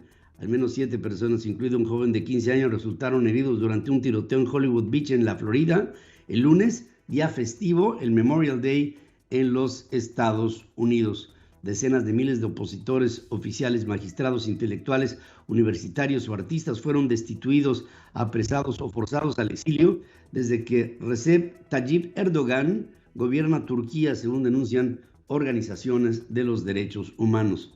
Fumio Kishida, primer ministro del Japón, informó que su hijo, Shotaro, renunciará como subsecretario ejecutivo de política para asumir responsabilidad al haber usado la residencia oficial para una fiesta privada. Roberto José Pacheco está con Pedro Ferriz de Con. Y vamos a ver si ahora sí van a hablar en serio de seguridad. Roberto José Pacheco, te saludo. Mi estimado Ferriz, te saludo con mucho gusto. Pues todo está listo en el Senado para que este día se lleve a cabo por primera vez una reunión entre el Gabinete de Seguridad, encabezado por los titulares de Gobernación, Adán Augusto López, Defensa Nacional, Luis Crescencio Sandoval, de Marina, José Rafael Ojeda, de Seguridad y Protección Ciudadana, Rosa Isela Rodríguez, ante la Comisión Bicameral, es decir, diputados y senadores, con el objetivo de evaluar y dar seguimiento a las tareas que desempeñan las Fuerzas Armadas en esta materia. Además, Pedro, de rendir su primer informe semestral de actividades en la materia. El senador morenista Ricardo Monreal, a través de sus redes sociales, y por cierto, él es el presidente de esta comisión bicameral, dijo que este encuentro será de carácter confidencial por la naturaleza de la información que van a entregar los funcionarios a los legisladores. El senador Monreal señaló que esta comparecencia es inédita, ya que será la primera ocasión que ocurra. Así lo dijo, escuchemos. Es inédito, es la primera ocasión que ocurrirá y por eso será un diálogo franco, un diálogo abierto, un diálogo con los secretarios de Defensa, de Marina, de Seguridad Pública, con el Gabinete de Seguridad Pública, entre legisladores y el gabinete. Pedro, la reunión se realiza en cumplimiento a lo que dispone el artículo 5º transitorio de este decreto que reforma diversas disposiciones de la Constitución en materia de la Guardia Nacional. Sin lugar a dudas, será una comparecencia larga de varias horas en privado. De acuerdo al formato, se contempla un mensaje de la presidencia de la Comisión Bicameral, también un mensaje de cada uno de los funcionarios del Gabinete de Seguridad y de todos los grupos parlamentarios que fijen una postura inicial.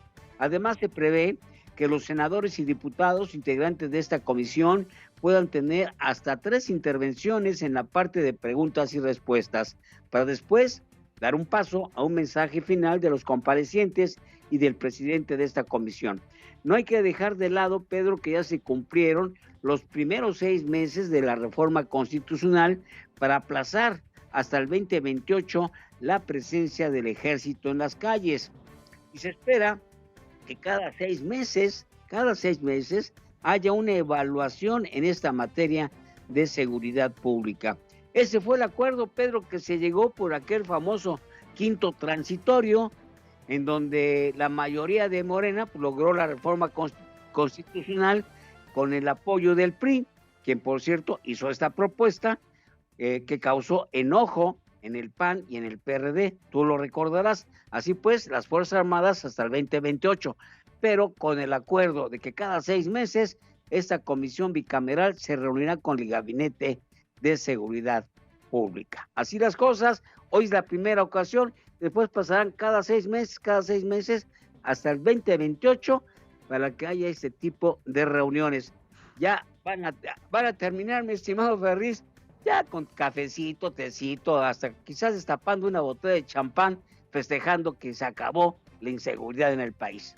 Pedro. Hombre, eso sí ameritaría una botella de champán, pero lo veo complicado. Querido Roberto José, como siempre, gracias y buenos días. Gracias, mi estimado Ferriz, un abrazo. La información internacional con Adriana Braniff, desde Miami, Florida. Y me voy a Miami, en la Florida, con Adriana Braniff esta mañana. Adriana, querida, buenos días. Muy buenos días, Pedro. Pues aquí viendo que sigue escalando el pleito en el que López Obrador está metiéndose con Perú. Y bueno, por 2 cosas, ¿no?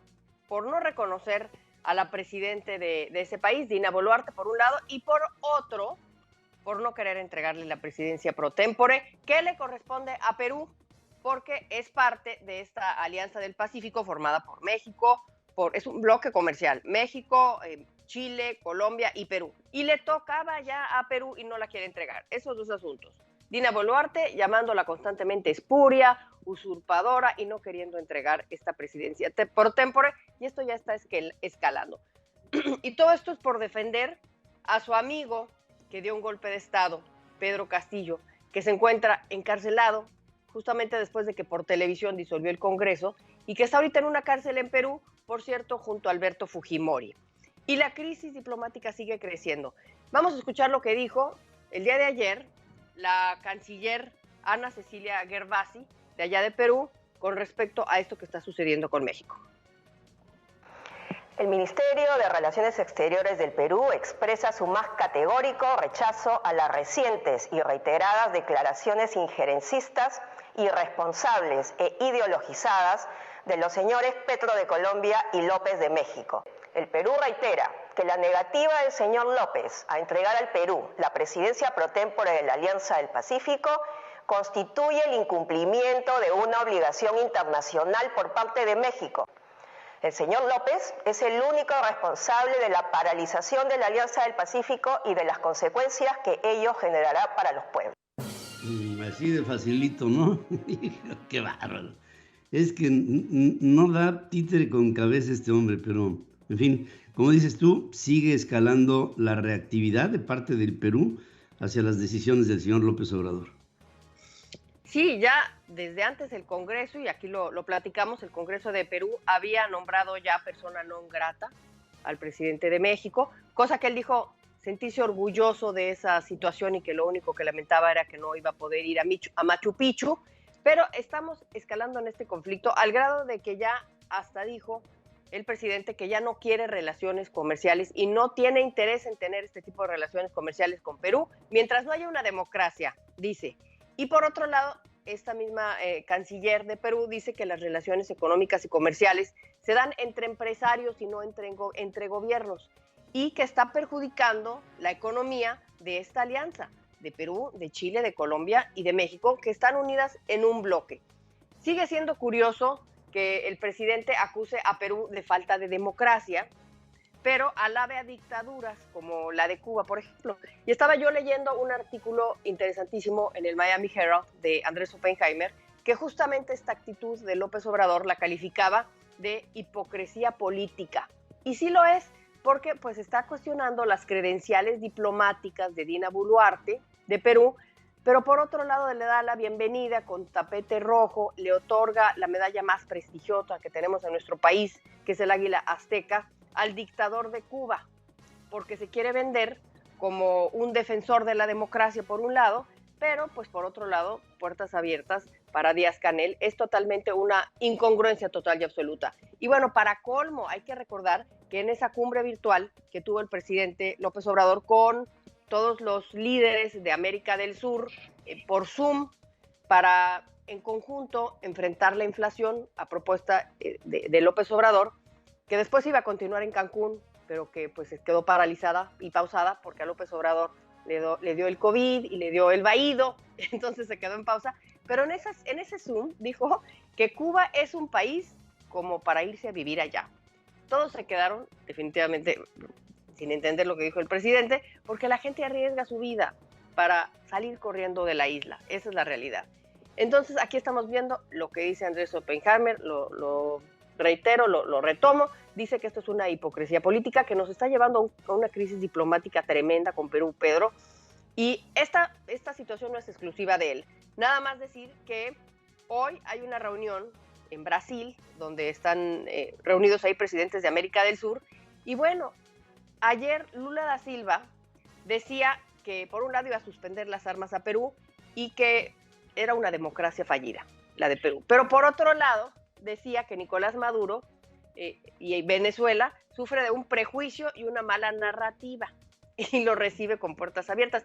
Vamos a ver el video nada más, ahí lo está recibiendo, y esto es lo que dice que Perú es una democracia fallida, pero Nicolás Maduro es recibido con puertas abiertas, y dice que Venezuela sufre de un prejuicio y una mala narrativa. ¿Cómo ves, Pedro? No, bueno, es que es como una democracia interpretativa, ¿no? Dependiendo de cómo la ves, cómo te corras la película. Este señal que está dando Lula es por demás alarmante. Yo me imagino lo que estará pensando un brasileño y lo que estará pensando un brasileño que en otro tiempo fue bolsonarista. Deben de estar colgados de la lámpara. Así es. Bueno, ya nos vamos con esto, Pedro. Nada más comentar rápido el tiroteo que hubo aquí en una playa de Miami, al norte, de donde nos encontramos ahorita. Se llama Hollywood Beach. El día de ayer, en el día de los caídos, día festivo, las playas estaban repletas. No fue un tiroteo al azar, simplemente pues fue un tiroteo producto de un pleito entre dos grupos. Hubo 9 lesionados, entre ellos 4 niños. Ninguno muerto, a Dios gracias. Pero bueno, todo esto se da porque nada más decir que Ron DeSantis recientemente firmó una ley para que los residentes puedan llevar armas sin permiso, open carry. Y no es el único, Florida. Ya hay 26 estados de la Unión Americana que permiten este open carry. Y bueno, el resultado pues es lo que estamos viendo en este momento.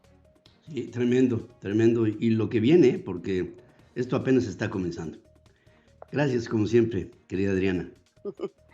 Gracias, Pedro. Excelente martes para todos. Por aquí te espero. Gracias y buenos días. Gracias. Opinión Central, en la primera emisión. Y ahora que estamos todos preparándonos, y hablo de todos los que nos interesa la democracia y la política de nuestro país hacia las elecciones del próximo fin de semana, Alicia Alarcón, como analista político, nos viene a hablar sobre un tema que es por demás clave, y son las elecciones en el Estado de México. Querida Alicia, buenos días. Buenos días, ingeniero, qué gusto. ¿Cómo estás? Me da mucho gusto saludarte y sí, clave es lo que está pasando, lo que se está cocinando en el Estado de México, en donde pienso que la clave de todo es evitar el abstencionismo y el salir y votar como un principio. ¿Tú qué nos puedes decir al respecto? Pues bueno, este es un escenario muy complicado para la oposición. Estamos ante un lugar que es bastión priista y que es la cuna de los herederos del reinado de Atlacomulco, y pues antes siempre teníamos como una lectura mucho más clara de qué es lo que iba a pasar y que quién iba a ganar. y hoy técnicamente pues no tenemos nada para nadie. Nosotros sabemos que al final las encuestas son bastante sesgadas y que no tenemos un indicador claro, pero nos podemos ir un poquito a lo que ha pasado a través del tiempo, ¿no? Por ejemplo, en el 2021 sabemos que hubo un voto de castigo claro para el partido oficialista y se llevó las intermedias. Pero hay un punto que me gustaría comentar contigo, que es la popularidad de López Obrador es mucho más alta en el Estado de México que la del gobernador. Entonces, esto nos lleva un poquito a esta reflexión de qué es lo que no ha hecho el PRI y qué es lo que ha dejado de hacer también.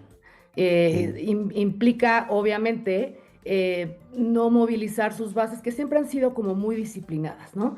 Y la base priista siempre ha sido como muy enfocada a seguir órdenes, y esta vez no. Y tenemos un éxodo enorme de militantes del PRI hacia Morena, naturalmente.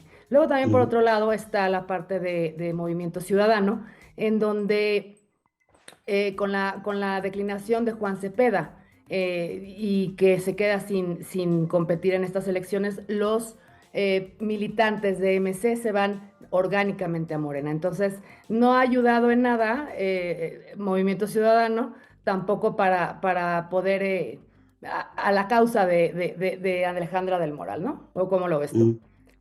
Yo veo que sí, como dices tú, este era un bastión del PRI y ahora se nota un comportamiento de gubernamental, de aplanadora sobre muchas de las estructuras que dominaban al escenario político del Estado de México. Pero fíjate que me da la sensación que el partido en el poder ha dado la impresión de que es invencible. Pero hemos notado que cuando en las elecciones, en las que sean, por ejemplo, las intermedias, en las del 2021, hubo más del 50% del electorado que acudió a las urnas, siempre ganó la oposición a Morena, siempre. Y cuando hubo, digamos, elecciones de menos del 50% de participación, ahí siempre ganó Morena. Y mira, tienes ejemplos como en el propio Estado de México, o tienes ejemplos como en la Ciudad de México, en la que no obstante ha sido un bastión de la izquierda, digamos antes del PRD, ahora de Morena, pues la mayoría de las alcaldías fueron ganadas por la oposición simplemente por el solo hecho de que hubo asistencia a las urnas. Y pienso que esa es la parte que debemos de comunicarle al público, de decirles, su voto es importante, el que acudan es importante, más que un derecho, hay que verlo también como una obligación el ir a votar. Ahora, recordemos también que, bueno, en las de 2017, Alfredo del Mazo le ganó a Delfina. Delfina en realidad tuvo muy poquitos votos, tuvo casi 1 millón y cacho de votos de un padrón bastante grande. Y la verdad es que estaba revisando aquí los datos y lo que tú dices es completamente cierto. Ahí ganó la alianza con casi 3 millones de votos, que es un 45% del padrón electoral, y Morena solamente con un 43%. Y sin embargo, esto al final hace que la percepción sea que son invencibles, como dices tú, pero no es cierto. No. ¿Por qué? Por la aprobación del presidente. O sea, siempre juegan con este tipo de propaganda, ¿no? Y sobre todo porque esta semana van a salir muchos indicadores en donde dicen que el gobierno va muy bien, por ejemplo, el del INEGI, ¿no? Que en donde dice que el empleo ha bajado, pero es un poco un dato tramposón, porque no es cierto, porque también ha habido precariedad del empleo y porque la calidad del empleo ha bajado. O sea, que estén inscritos en el IMSS no quiere decir que sean grandes empleos, y al contrario, quiere decir que también muchos de los empleadores han bajado su calidad del empleo o de prestaciones hacia el personal, ¿no? Y eso es lo que va a jugar, con lo que va a jugar el gobierno esta semana, con datos, con cosas que no puede hacer abiertamente porque pues ya es el periodo de veda, pero eso es lo que va a pasar, ¿no? Más o menos, por ahí va. Me llama la atención algunos personajes que rodean a doña Delfina, como es el caso de Horacio Duarte, para quien se abre una investigación en los Estados Unidos por contrabando. Y bueno, cuando te pones a pensar en un hombre como este, jefe de campaña, que me imagino que tendrá dentro de sus planes ser gobernador del Estado de México después de las 2 de la tarde, después de la comida. Yo pienso que este tipo de personajes nos tendrían que marcar una pauta para ver por quién o en dónde estamos depositando confianza, por un lado. Y también quisiera hacerle un llamado a las personas que se sientan coercionadas, presionadas, para votar a favor de un candidato en lo específico, porque valdría la pena que hubiera una iniciativa en el INE para que no se pueda pasar a las urnas con un teléfono celular, y tú sabes a lo que me refiero. Sí, claro, sí, por supuesto. O sea, estamos hablando de que obviamente va a haber muchísimas irregularidades. Sí, la movilización de Morena generalmente implica eso, implica que estén en las casillas con los teléfonos, que vimos un video la semana pasada en donde les están dando instrucciones para meter las boletas, que les van a dar las boletas desde antes, y creo que el INE no ha sido lo suficientemente fuerte en ese sentido con las sanciones, ¿no? Y con la anticipación. Y recordemos también, al final del FINA, pues es una delincuente electoral y no debería de haber competido en las elecciones para empezar, ¿no? Entonces, incluyendo a su personal como Horacio Duarte, ¿no? Pero no sucede. O sea, aquí desgraciadamente parece que ser de Morena implica estar al amparo de la corrupción, ¿no? Y de que no haya sanción y que puede ser delincuente de cualquier tipo y que no suceda nada. Ahí tienes a Higinio Martínez, bueno, personajes. Higinio y Texcoco y sus amigos, ¿no? Sí, no, son impresentables, y con todo, fíjate nada más, esta mecánica de la aplanadora, y yo me pongo a pensar, bueno, si este hombre al frente de hoy del país, el observador, hizo lo que hizo sin tener el poder, ahí te hago un silogismo. ¿Qué es lo que podría hacer ahora que lo tiene todo? Todo el control y todo el dinero. Todo el dinero. A mí me preocupa todo el dinero, Pedro. A mí lo que me preocupa es todo el dinero. Porque control, yo veo al presidente no tan en control de muchas situaciones, ¿no? Lo que creo es que las alianzas que tiene con determinados personajes son los que ayudan a que sucedan las cosas, ¿no? Y yo no sé hasta qué punto el PRI de verdad haya cedido parte de su territorio por alguna razón. Pero yo lo que veo es que Alejandra del Moral fue realmente propositiva. El problema es que a Morena con Morena no se debate, se le enfrenta, y eso es lo que no hemos acabado de entender.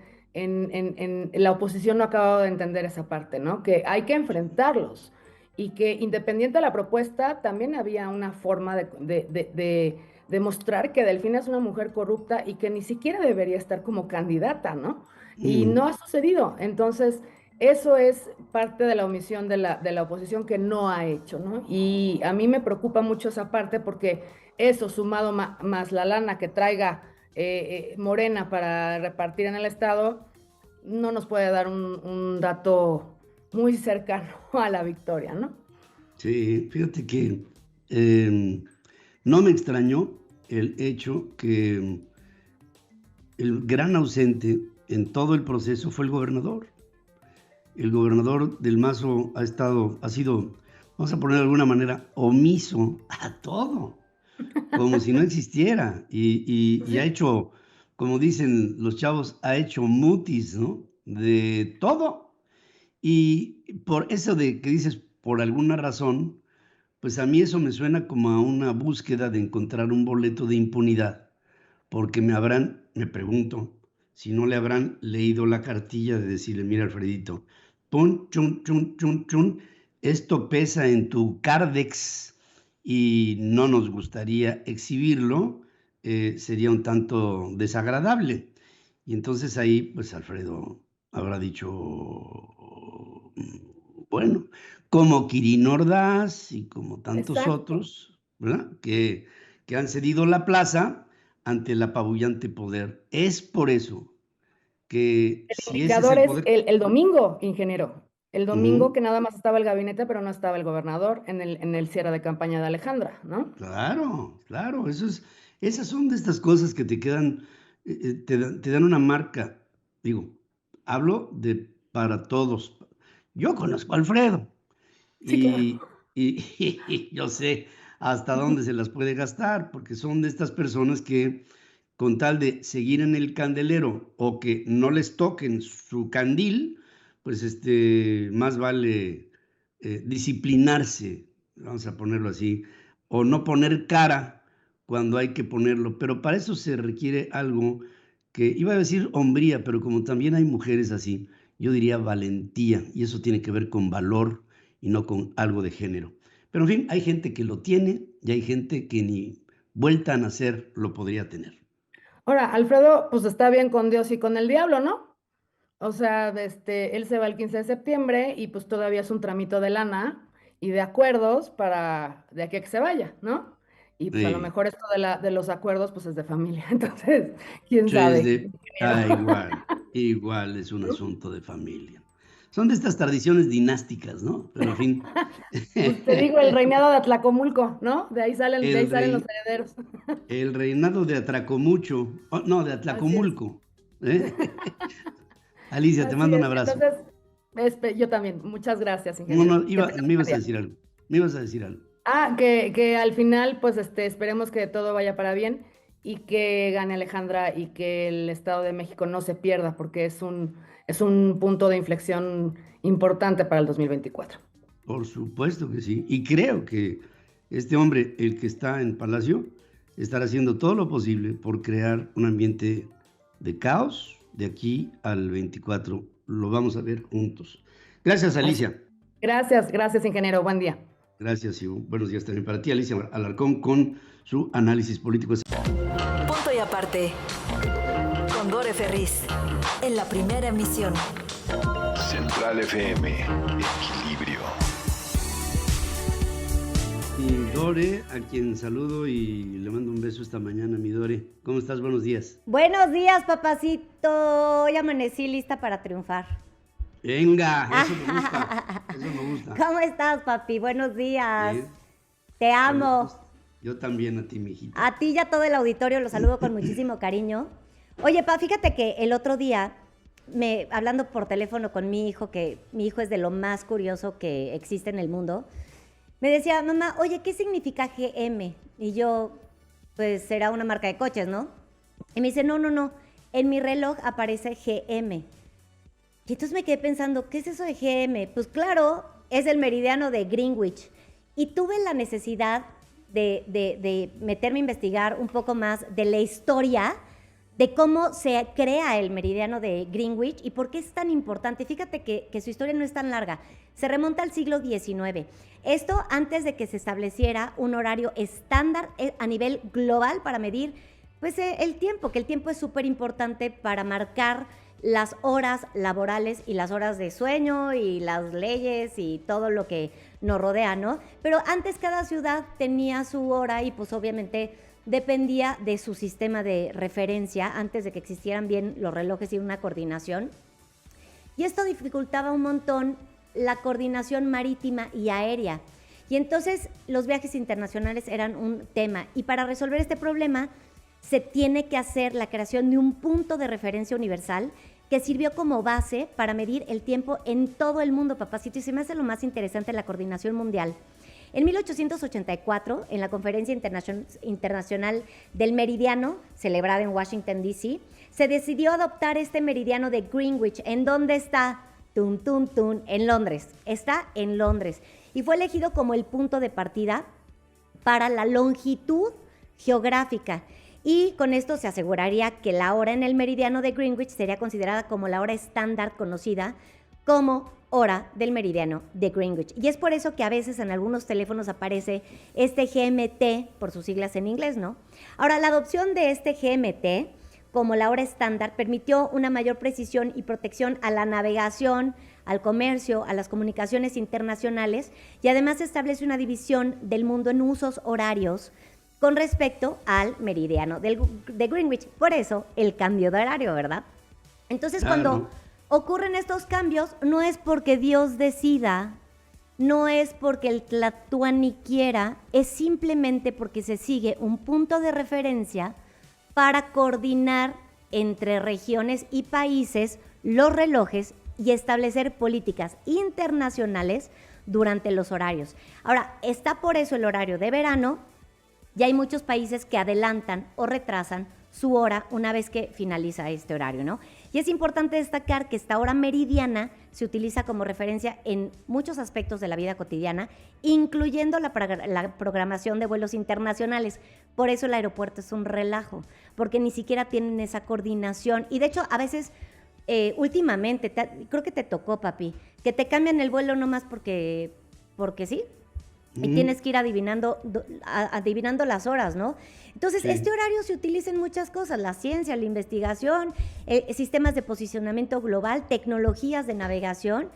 Y pues yo quería dar la explicación, se me hizo de lo más interesante, porque ahora que el Tlatoani decidió no cambiar el horario, que amanece a las 5:30 de la mañana, dices, híjole, qué coraje, porque las horas de sueño y las horas de trabajo y todo se cuatrapea, y en realidad se cuatrapea el mundo, y por eso hay tanto rollo en los puertos, papi.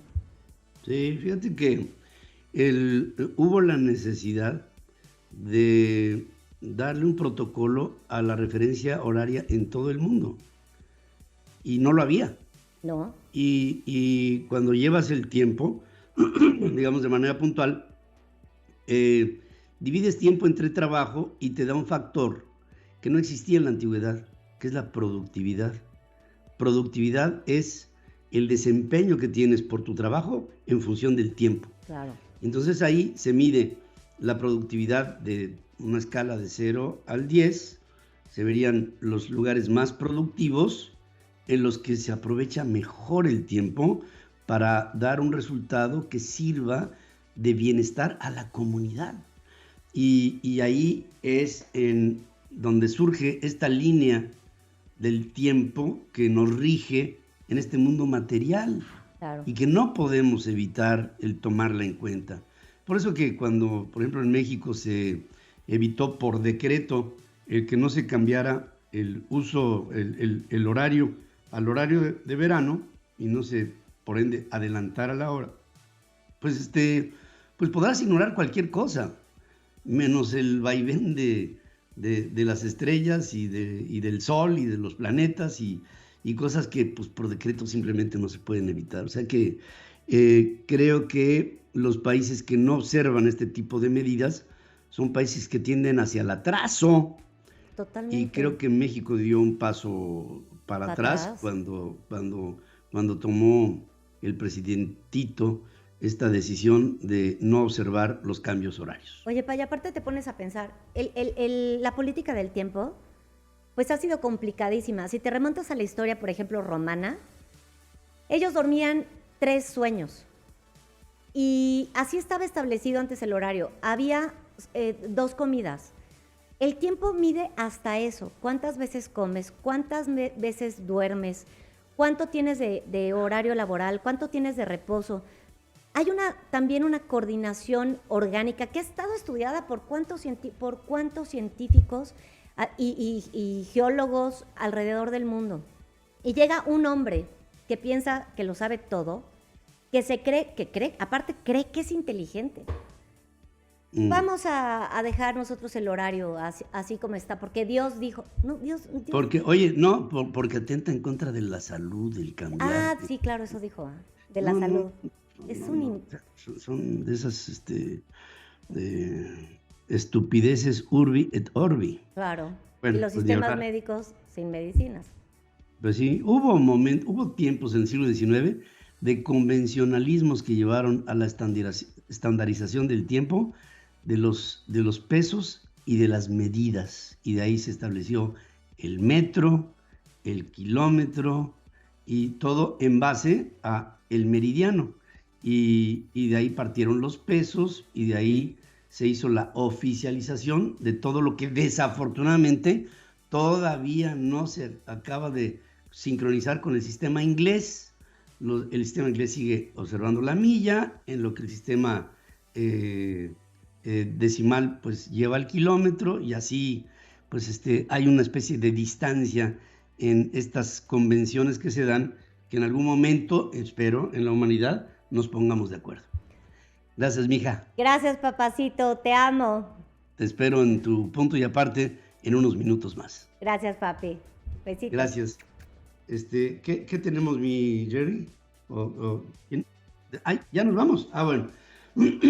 Quiero decirles que en esta semana, muy particularmente en esta semana, les invitamos a que estén con nosotros en nuestros puntos, en nuestro punto y aparte con Dore en unos minutos más en plataformas a las 9 de la mañana, tiempo del centro en México.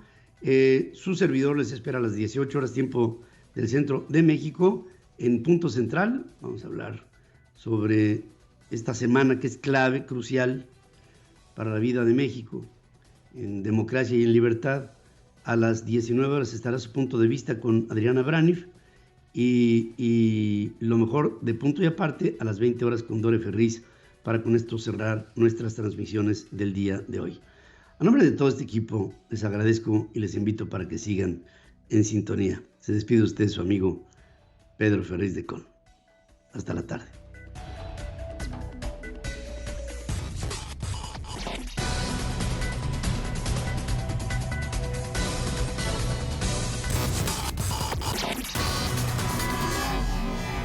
Hasta aquí presentamos a Pedro Ferriz de Con, marcando el cambio que México necesita. Central FM, equilibrio.